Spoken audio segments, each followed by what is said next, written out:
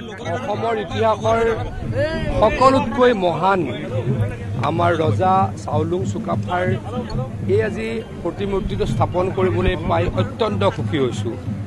মই এগৰাকী সাধাৰণ ব্যক্তি, এজন সাধাৰণ ব্যক্তিয়ে স্বৰ্গদেউ চাওলুং চুকাফাৰ মূৰ্তিৰ উন্মোচন কৰিছোঁ, ৰাইজৰ কাৰণে উচৰ্গা কৰিবলৈ পাই অত্যন্ত গৌৰৱান্বিত অনুভৱ কৰিছোঁ, অত্যন্ত সুখী হৈছোঁ আৰু আশীৰ্বাদ বুলি মই গ্ৰহণ কৰিছোঁ। 1228 খ্ৰীষ্টাব্দত আহি সমগ্ৰ অসমখনক একত্ৰিত কৰা ব্যক্তিজন আছিলে স্বৰ্গদেউ চাওলুং চুকাফা। নতুন প্ৰজন্মৰ প্ৰত্যেকজন